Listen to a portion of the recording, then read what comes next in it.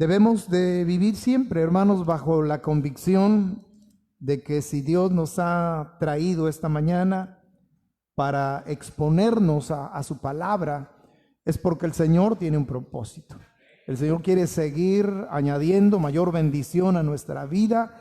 Así que, hermanos, les invito a que abran sus Biblias en la carta a los Gálatas, capítulo 2. Y nos vamos a ubicar como punto de partida en el versículo número 16. La intención para estos minutos de esta mañana es que podamos hacer un breve recorrido a partir del versículo 16 y hasta el final de este capítulo. Hoy estaremos dándole continuidad a la meditación que tuvimos la semana anterior, donde llevó por título el Evangelio que justifica por fe.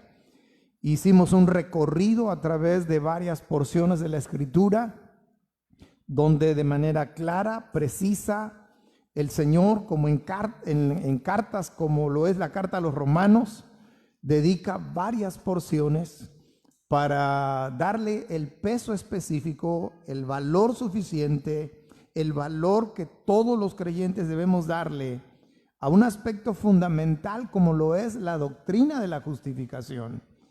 A veces como creyentes, y a pesar de que estamos, gracias al Señor, habituados a ser enseñados en la palabra del Señor, a veces hay temas que cuestan trabajo digerir. No solamente cuestan trabajo digerir al oyente, sino también al que expone. Hay temas que cuestan trabajo abordar. Pero la doctrina de la justificación, dentro de las cosas que decía la semana anterior, es que la doctrina de la justificación, hermanos, es la doctrina que hace las funciones del distintivo de todas las demás religiones. Nosotros ya sabemos que solamente existen dos religiones en el mundo, pero para hablar en términos que estamos generalmente habituados, voy a volver a hacer uso de estos adjetivos. Y hermanos, ¿por qué digo que es el distintivo del Evangelio de nuestro Señor Jesucristo sobre todos los demás evangelios que son predicados, inclusive hasta la actualidad? Porque bíblicamente, al encontrarnos con la doctrina de la justificación, nos encontramos que la Escritura y el Evangelio de Cristo es distinto, porque el hombre nunca tiene que pagar por su salvación. ¿Por qué? Porque no puede pagar por su salvación. ¿Por qué? Porque por obras nadie puede ser salvo. Y sobre esas cosas, ahora, si pensamos también en términos de historia, que hace 2 domingos abordamos, y hacía yo el señalamiento del movimiento de reforma, acabábamos de atravesar, de pasar la fecha del 31 de octubre, yo les decía, quizás muy pocos creyentes saben lo que un 31 de octubre de 1517 ocurrió. Yo les explicaba, los bautistas no salimos de la reforma, no somos protestantes, pero hoy quiero volver a mencionar estas cosas, hermanos, porque estaremos hablando sobre la justificación, y así se llama el mensaje de esta mañana, la justificación por fe.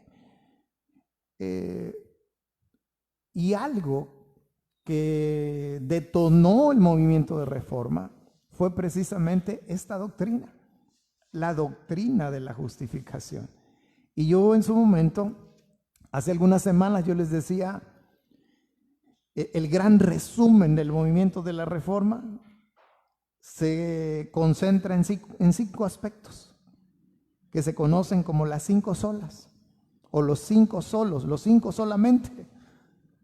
Y creo que hoy va a ser un buen día para que recordemos cuáles son esos 5 aspectos en los cuales se resume todo el movimiento de reforma, que son movimientos, que son términos y principios que son bíblicos, son correctos. Y son los siguientes, hermanos: solo por fe, solo por fe. Y eso es lo que vamos a hablar hoy. Es lo que siempre defendemos, solo por la fe, solo por la gracia, solo la Escritura, solo la gloria al Señor y solo Jesucristo. Hermanos, todos estos 5 aspectos son principios bíblicos. Ahora, cuando venimos aquí a Gálatas capítulo 2, verso 16, recordando también un poco el contexto, Pablo está llamando la atención públicamente a Pedro, porque Pedro, su conducta había dejado mucho que desear, porque cuando los judíos no estuvieron presentes, él convivía con los gentiles. Pero una vez que llegó Jacobo y todos los demás judíos ahí, la conducta y la actitud sobre todas las cosas de Pedro cambió. Y entonces eso es lo que da pie para que públicamente Pablo llame la atención del apóstol Pedro. Porque no solamente llama hipócrita al apóstol Pedro, sino que Pedro con su conducta arrastró a otros hermanos como Bernabé y otros judíos más, de los cuales Pablo aquí en Gálatas nos da el nombre. Y cuando llegamos al versículo 16, lo que Pablo continúa con esta reprimenda hacia el apóstol Pedro y le dice, sabiendo que el hombre no es justificado por las obras de la ley, sino por la fe de Jesucristo. Nosotros también hemos creído en Jesucristo para ser justificados por la fe de Cristo y no por las obras de la ley. Y remacha ese versículo diciendo, por cuanto por las obras de la ley nadie será justificado. Ahora tenemos nosotros, hermanos, que detenernos a pensar un poco acerca de la ley. Porque muchos creyentes, como vivimos en la dispensación de la gracia, como el verdadero creyente vive en un estado permanente de bendición y de gracia de parte del Señor, pensamos a veces erróneamente, o podemos llegar a pensar erróneamente, que la ley ya no está vigente. Pero la ley sigue vigente. Solamente que algo ha cambiado en esta dispensación de la gracia. Que esa ley que el Señor Jesucristo no vino a abrogar, sino que vino a cumplir, y la vino a cumplir por la incapacidad del ser humano, sigue vigente y es buena y es santa porque es de origen divino. Está resumida en 2 grandes mandamientos. Amarás al Señor tu Dios con todo tu corazón, con toda tu alma, con toda tu mente y con todas tus fuerzas. Y el segundo mandamiento, amarás a tu prójimo como a ti mismo. Entonces la ley sigue vigente, pero no vivimos nosotros bajo la ley. Porque la ley, hermanos, por eso Pablo está diciendo aquí de una manera clara y específica, por cuanto por las obras de la ley nadie será justificado. Ahora, no voy a abundar y no pretendo esta mañana abundar en tantos textos bíblicos, pero la función y el propósito que Dios puso a la ley, hermanos, no fue jamás justificar a nadie. La ley no fue dada por Dios para salvar a alguien. La ley, como veremos capítulos más adelante en nuestro recorrido a los Gálatas, la ley tiene una función, y la palabra que utiliza Pablo en esta carta describiendo a la ley es que la ley dice es nuestro ayo o fue nuestro ayo. ¿Y qué significa la palabra ayo?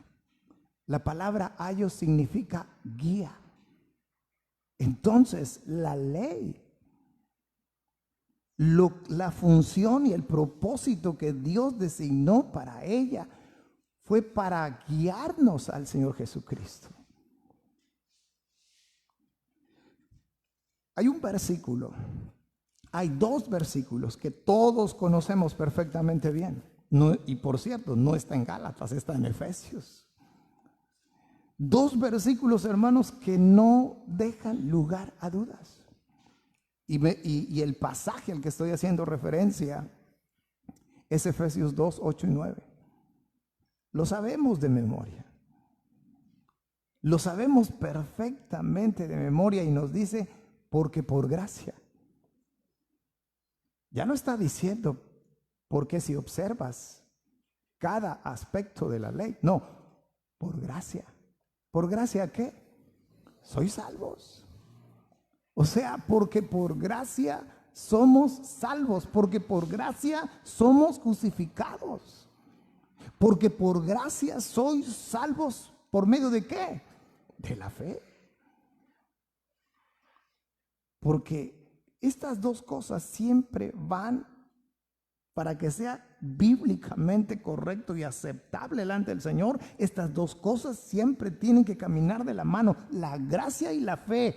Y si agregamos otro aspecto, tenemos que agregar al único y suficiente Salvador personal, que es Jesucristo. Y eso es lo que nos enseñan, hermanos, las Escrituras. Dice, porque por gracia sois salvos por medio de la fe. Y esto no de vosotros, pues es don de Dios, no por obras, para que nadie se gloríe. Imagínense, hermanos, que el ser humano pudiera llegar a través de las obras, por sus obras, al cielo. ¿Cuál sería nuestra actitud delante del Señor al llegar al cielo? ¿Sería de humillación? ¿Sería de temor reverente? ¿O sería algo que de manera natural se nos da a todos los seres humanos de arrogancia? Decir, Señor, yo llegué aquí porque yo. No, el Señor dice, no, es por gracia, es por fe.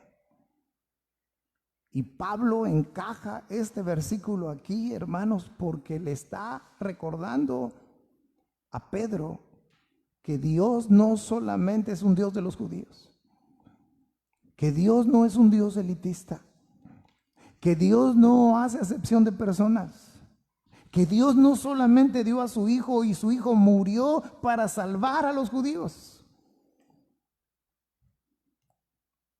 Si no, hermanos, el pasaje de Juan 3:16 no tendría ningún sentido. Porque Juan 3:16 no podría valer diciendo, porque de tal manera amó Dios a quién, al mundo. Porque entonces Juan 3:16 tenía que haberse escrito de otra forma, diciendo, porque de tal manera amó Dios a los judíos. Y como amó a los judíos, Dios envió a su Hijo para que los judíos que crean en Él no perezcan, sino que alcancen la vida eterna. Y no dice así.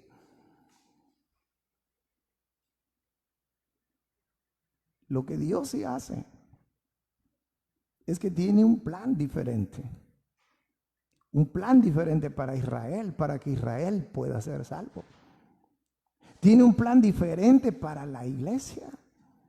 Y la iglesia se conforma principalmente por judíos, por gentiles, perdón. Aunque hay algunos judíos que son parte de la iglesia porque han sido justificados por la fe en Jesucristo como su único y suficiente Salvador personal.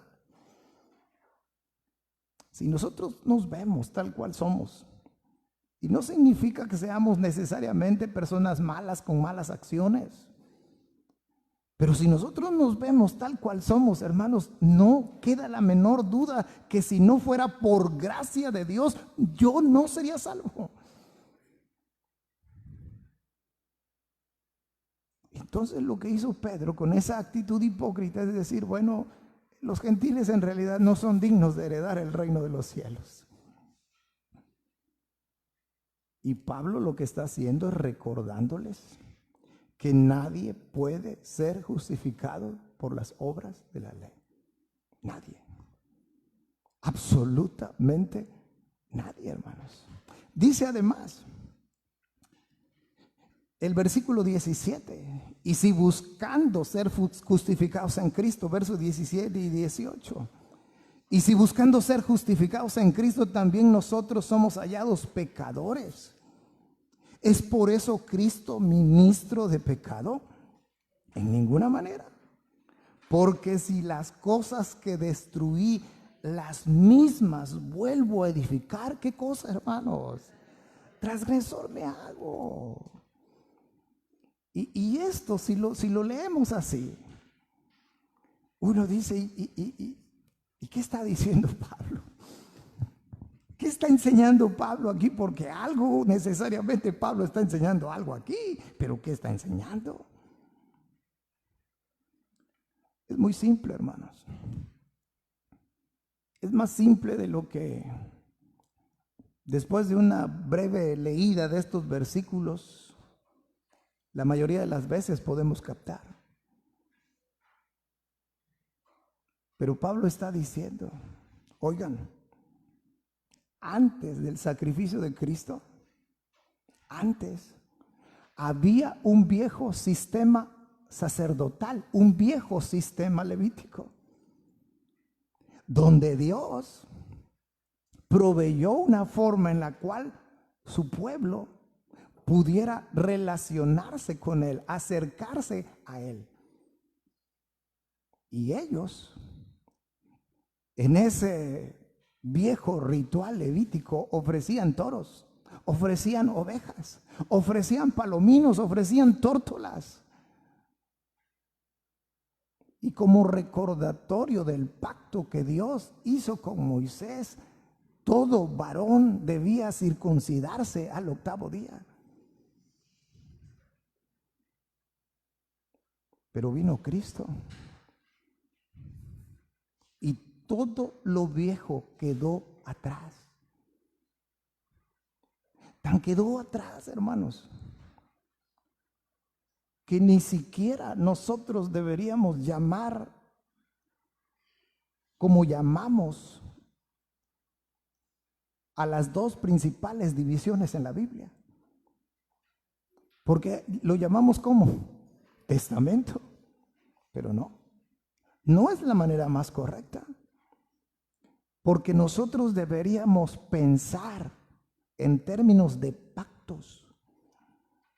¿Saben por qué? Porque el primer pacto fue establecido a través de sangre de animales. Pero el nuevo pacto, como dice Hebreo, que es mejor y tiene más y mejores promesas, está basado sobre la sangre de Cristo Jesús. Entonces Pablo le está diciendo, Pedro, Cristo ya murió. El viejo sistema levítico quedó obsoleto por la sangre derramada en la cruz del Calvario por Cristo. Y por eso Pablo dice aquí en el verso 18, oigan, si las cosas que destruí, las mismas vuelvo a edificar.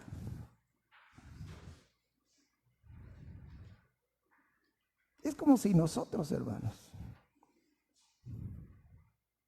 si usted ha salido de un sistema religioso, espiritual, idólatra, fíjense el ejemplo que les voy a poner.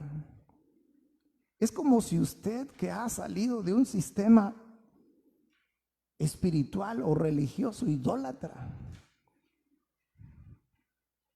y después de haber nacido de nuevo por haber tenido un encuentro personal con Cristo, usted volviera a las mismas prácticas que antes tenía.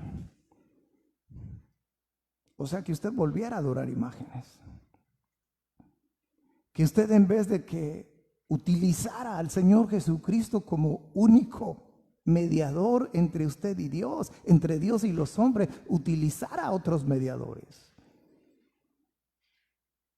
Porque el hombre y no Dios es el que ha establecido un sistema de falsas religiones, ritualismos, liturgias y todas esas cosas. Por lo que veíamos hace algunos domingos, el hombre ha intentado establecer su propia justicia. Y muchos creyentes hoy, sinceros, establecen, hermanos, tipo la nación de Israel, tradiciones. Tradiciones, debo aclarar, tradiciones no bíblicas, tradiciones no escriturales. Muchos no entienden que el reino de Dios no es comida ni bebida.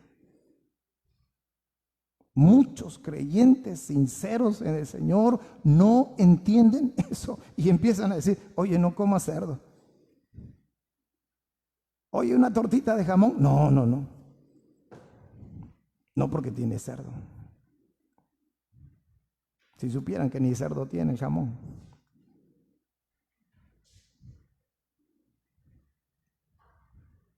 Oye, unos camaroncitos a la diabla. Ah, no, a la diabla no. Suena muy fuerte eso. Un caldito de camarón. No. ¿Por qué? Porque en su mente siguen atrapados, siguen presos en lo que Cristo ya destruyó. Y ellos lo vuelven a edificar. Y jamás aceptarán, o difícilmente aceptarán, para no ser tan radical, que el reino de Dios no es comida ni bebida. Jamás aceptarán lo que Dios le dijo a Pedro en aquella revelación en Hechos capítulo 10. Nada es inmundo. No llames a algo inmundo. Nada es inmundo. Oiga, vivimos bajo la gracia. Vivimos bajo la libertad que Cristo nos ha otorgado. Es como decir, ¿saben qué? Tómame peso nuevamente. Me encanta vivir así. Somos libres. Lo único que el Señor nos pide es que no usemos la libertad como ocasión para el libertinaje. Eso es distinto.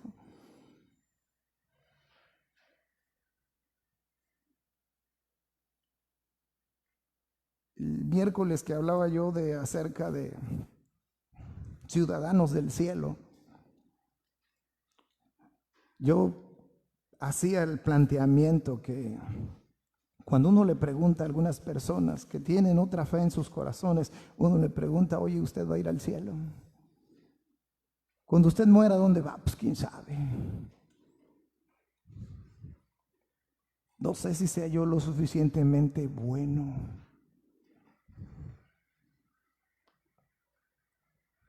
Y el diablo, hermanos, es muy mañoso. No me gusta hablar mal del diablo, no me gusta hablar en un sentido de desprecio hacia él, a pesar de ser el diablo. Pero si nos ponemos a analizar y podríamos revisar varios movimientos religiosos, pero pongámonos a pensar en la Iglesia Católica.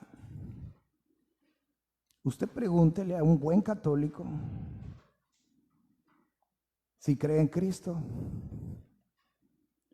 Pregúntele usted a un buen católico si cree que Cristo es su único y suficiente Salvador personal. Se va a sorprender, porque le va a contestar que sí. Ay, hermano, bienvenido, eres mi hermano, bienvenido a la familia de Dios, y le das un abrazo. Cuidado. El problema de la Iglesia Católica, el problema de la doctrina, de los dogmas de la Iglesia Católica es que no es que no crean en Cristo. El problema es que a Cristo no le atribuyen que Él es el único y suficiente Salvador personal. Cristo, muy bien, pero algo más. Tienes que hacer esto, tienes que hacer aquello, no tienes que hacer esto. ¿Sí me explico? Por esa razón, entre otras, bautizan a los infantes. Y entre más rápido se bautiza el niño, mejor. No sea que el niño en una de esas infortunios el niño fallezca. Y si el niño no muere sin bautizarse, ¿qué va a pasar con él?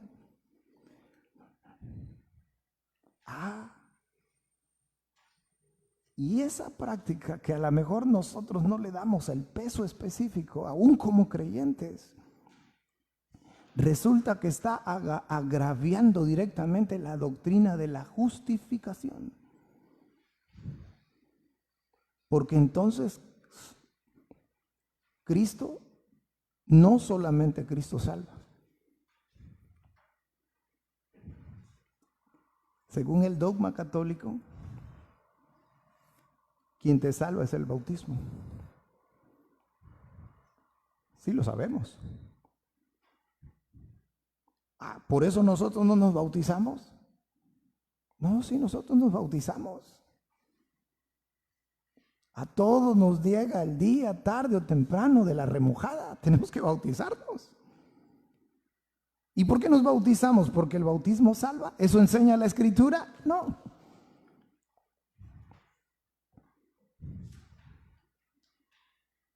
Dice Hechos 4:12. Porque no hay otro nombre debajo del cielo en que podamos ser salvos. ¿De quién está hablando? ¿Del bautizo? ¿De la religión o está hablando de Cristo?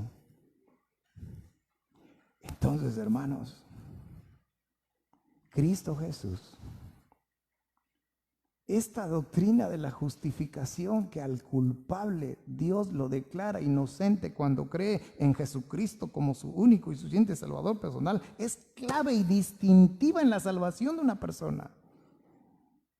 Para que una persona entienda y una persona acepte que nada de las mejores cosas que nosotros podamos hacer serán vistas como justas delante del Señor. Porque todas nuestras justicias, dice el profeta Isaías allá en el Antiguo Testamento, ¿cómo son delante de los ojos del Señor? Hermanos, son como trapos de inmundicia, ¿verdad? Y a veces por ahí nos topamos con un trapo en nuestra casa, maloliente, sucio. ¿Y cómo lo agarramos? Lo agarramos así, ¿no, verdad? Así, exacto. Así que casi no quisiéramos ni tocarlo, quisiéramos trasladarlo con la mirada al bote de la basura. Bueno, así son nuestras justicias. Lo mejor del ser humano de manera natural, así es delante de los ojos del Señor. Dice el versículo 19 y versículo número 20. Estoy en Gálatas capítulo 2, dice, porque yo por la ley soy muerto para la ley, a fin de vivir para Cristo. Y aquí es donde encaja el famoso versículo que casi todos los creyentes conocemos.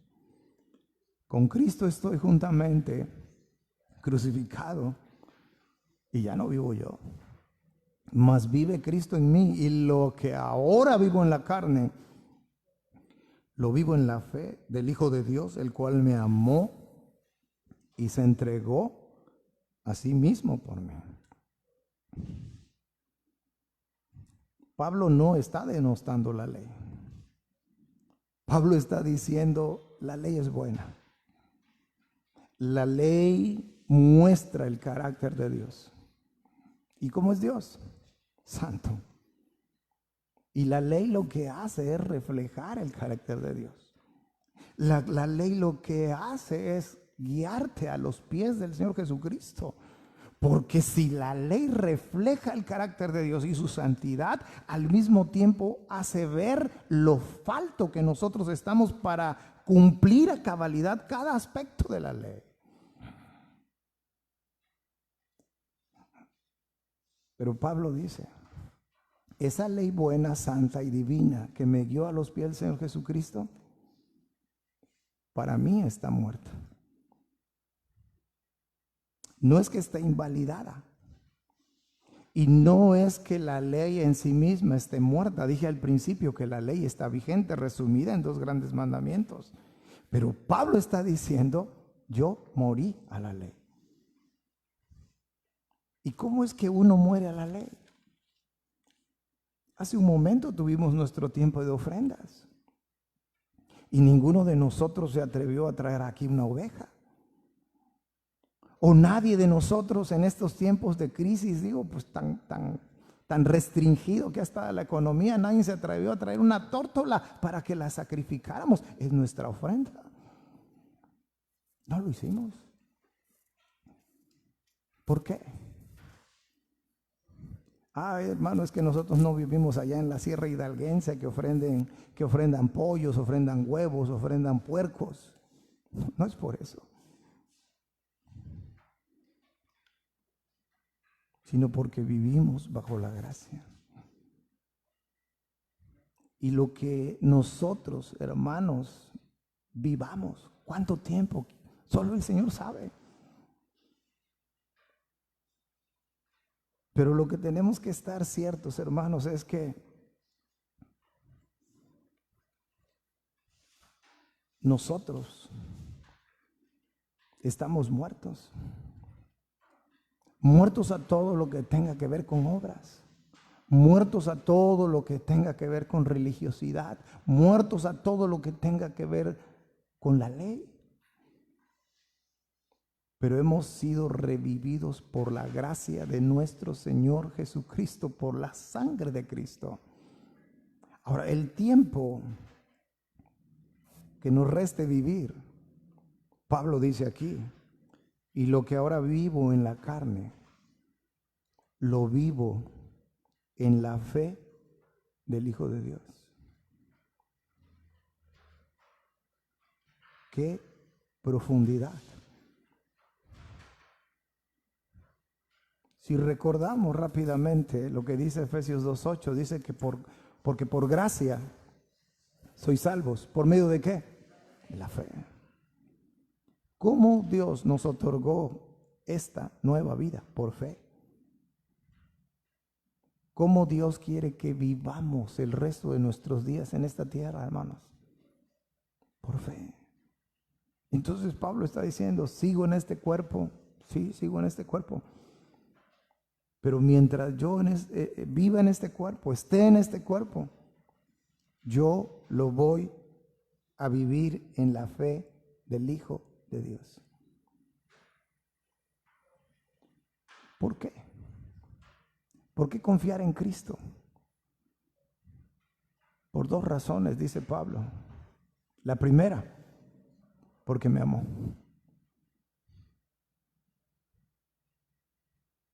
Me amó, y la segunda es, se entregó. Porque me amó y se entregó. Ahora, si el Señor hizo eso, hermanos, ¿qué creen ustedes que el Señor está esperando de cada uno de nosotros que somos sus hijos?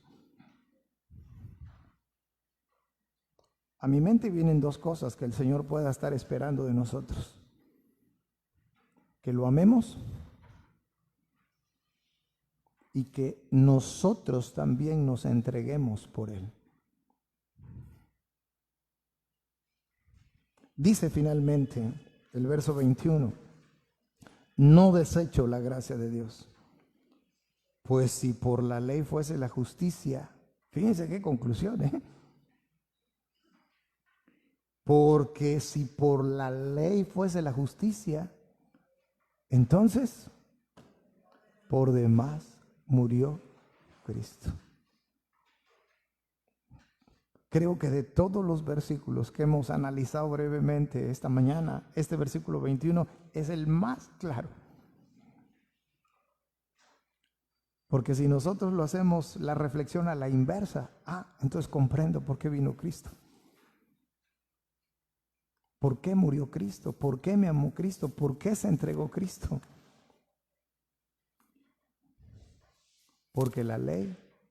Porque por la ley no viene la justicia. La justicia viene por el sacrificio hecho por nuestro Señor Jesucristo. Y ahí está el regalo. El que cree no morirá, no perecerá, como dice nuestra versión Reina Valera 1960. Porque ha sido justificado. Quiero concluir esta tarde, este mediodía, yendo a un pasaje fascinante en Romanos capítulo 8, En Romanos capítulo 8, versículo número 31, quiero leer algunos versos, no voy a leer todos, pero dice a partir del versículo 31, ¿qué pues diremos a esto? Si Dios es por nosotros, pregunta, ¿quién contra nosotros? ¿Y cómo es de que Dios está por nosotros? Porque el por, si analizamos esa frase, es que Dios está del lado nuestro, Dios está en nuestro favor. Si Dios es por nosotros, entonces pregunta, ¿quién? ¿Habrá alguien que realmente nos pueda derrotar? No. ¿Y cuál es el planteamiento? Verso 32 dice, el que no escatimó ni a su propio Hijo. ¿A qué está haciendo referencia? Juan 3:16, que lo he citado varias veces este mediodía. El que no escatimó ni a su propio Hijo, sino que ¿qué? Que lo entregó por todos nosotros. Pregunta, ¿cómo no nos dará también con Él todas las cosas? Ahora el siguiente verso, y esa fue la razón por el cual los invité a venir esta tarde aquí, verso 33. ¿Cuál es la tarea principal del enemigo, hermanos? Acusarnos. Él es un acusador. ¿No nos enseña Job que todos los días iba de entre los hijos de Dios a presentarse? Y le decía, oye, mira Job. No, pero mi hijo Job es así, es así, es así. Y sí, pues cómo no, lo decir. Pues lo has rodeado, lo has hecho rico, le has dado salud, le has dado una familia numerosa, quítaselo y vas a ver. Ah, bueno, exactamente todos los días Él hace lo mismo con cada uno de nosotros. Pero imagínense al final de la jornada, al final, que el acusador diga, oye, ¿y por qué te lo llevas al cielo? Cuando sea el arrebatamiento, oye, ¿por qué te lo llevas al cielo? Si mira, el esto, el otro. Oye, te lo llevas al cielo, es un gran pecador. Pero dice el verso 33, ¿quién va a ser el valiente? ¿Quién va a ser el guapo que va a acusar? ¿A quiénes, hermanos? A los hijos de Dios. ¿Y cuál es la respuesta?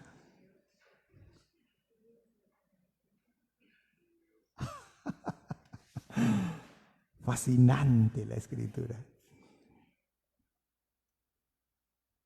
Fascinante. Si usted comprendió lo expuesto la semana pasada y lo de hoy, debería estar sonriendo como yo. ¿Sabe por qué? Porque a veces somos objetos de señalamientos falsos. Y estoy hablando en lo general. A veces nos señalan fácilmente, equivocadamente, injustamente. Y ni cómo defendernos, ni cómo nos defiendan.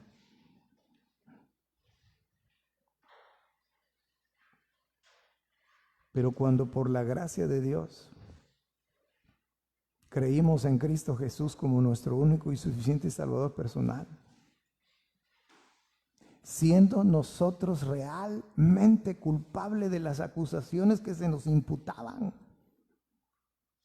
Dios dijo, no, eres inocente, eres inocente, eres inocente.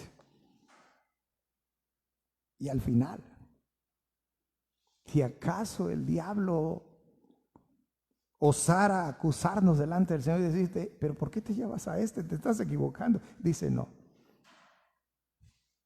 Él es inocente.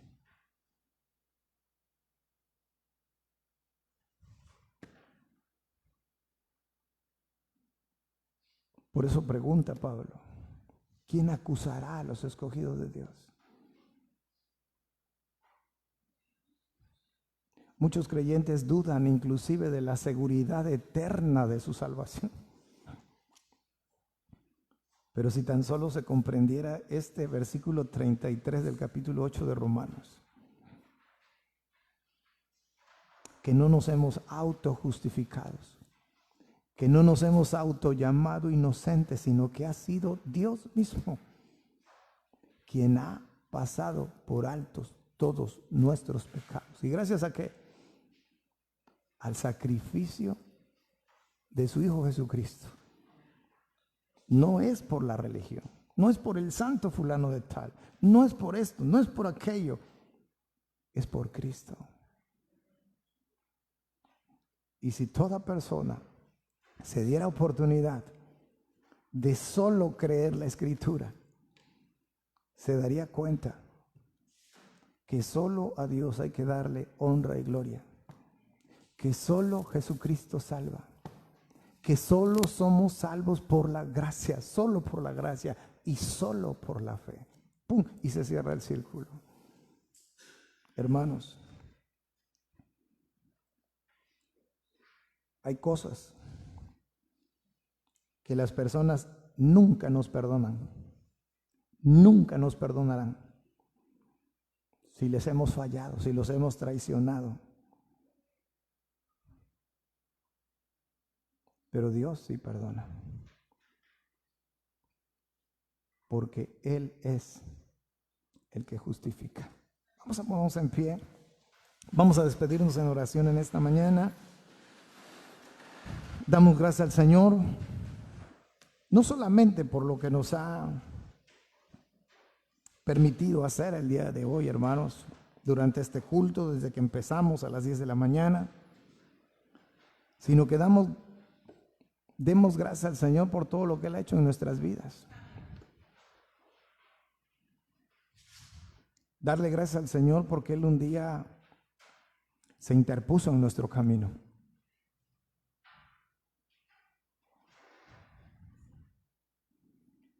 Ustedes saben que no promociono a los famosos cantantes cristianos ni sus cánticos, porque la mayoría de ellos no son bíblicos, no mencionan a Dios. Pero hoy haré la excepción, porque por aquí como un flashazo pasó la parte de un canto. Y dice uno de esos cantos, ¿qué sería de mí si no me hubieras alcanzado? Esa parte me gusta, nada más. Porque muchas veces, hermanos, siendo un poquito sincero, no voy a abrir tanto mi corazón porque me expongo, pero muchas veces me he preguntado para mí mismo, ¿dónde estaría yo si Él no me hubiera alcanzado? ¿Dónde estaría yo si Él no me hubiera justificado? Si Él no me hubiera declarado inocente, ¿dónde estaría yo? ¿Dónde? ¿Y saben qué pienso, hermanos? Que quizás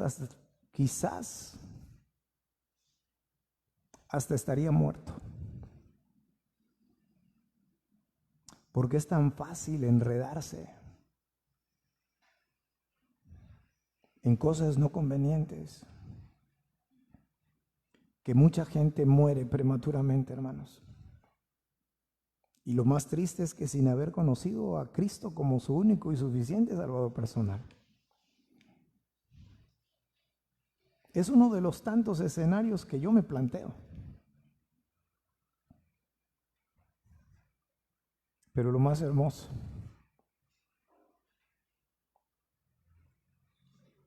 es que así como pienso en esas cosas, vivo bajo la convicción de que el Señor diga, cuando el Señor diga hasta aquí, yo sé a dónde voy a ir. No porque yo me esté autojustificando, sino porque Dios me ha justificado. Oremos. Poderoso Dios y buen Padre, te damos gracias, nuestro buen Señor. No solamente porque nos has dado la bendición de poder estar esta mañana en tu casa de oración, sino por la forma, Señor, como como tú fuiste acomodando todas las cosas en nuestras vidas, como si nuestra vida hubiera sido como un rompecabezas. Y tú fuiste dando forma y fuiste dando rumbo y tú fuiste poniendo a las personas correctas en los momentos correctos. Para ese momento que cambió nuestra vida para siempre, Señor. El momento en el cual nos adoptaste como hijos tuyos. Y si bien es cierto que no somos los que deberíamos ser, empezando por ser realmente agradecidos delante de ti, Señor. Y ahí es donde se maximiza tu amor, tu misericordia, tu gracia para la vida de todos nosotros. Así que, como un gran resumen, Señor, queremos alabar y bendecir tu nombre, Señor, por haber diseñado las cosas como las preparaste, por darnos a tu Hijo Jesucristo. Gracias por las personas que utilizaste como un instrumento en tus manos para que te conociéramos, Señor. Gracias por tu palabra, Padre. Gracias porque yo sé que los que somos parte de esta iglesia al menos vivimos bajo la convicción de que el día que abandonemos este cuerpo iremos para estar por siempre contigo, Señor. Pero también vivimos bajo la convicción de que esto es posible, no gracias a nosotros mismos, sino todo gracias a ti, Señor. Llévanos con esto el pensamiento a nuestros hogares, Señor. Y te suplicamos una vez más que tu Santo Espíritu siga teniendo el control de todas nuestras vidas, Señor. Nosotros planeamos, nosotros a veces disponemos, a veces decimos voy a hacer así, voy a hacer allá, pero sé tú, Señor, el que le des el rumbo que tú deseas darle a nuestras vidas, Señor. Seguimos clamando a ti por la vida de tu iglesia. Y no solamente seguimos orando y estamos orando por esta iglesia local, sino por toda verdadera iglesia tuya, Señor. Nuestra fe está siendo desafiada, está siendo probada. Nos está permitiendo que nos demos cuenta realmente de qué estamos hechos. Y una vez más te volvemos a suplicar que no nos veas tal cual somos, sino que nos veas a través de la obra meritoria de tu Hijo Jesucristo. Toma en tus manos toda necesidad, Señor. Sigue habiendo enfermos, como hace muchos años, Señor, ha habido. Sigue habiendo hoy, se ha hecho todavía más grande y más profunda la necesidad económica en muchos hogares.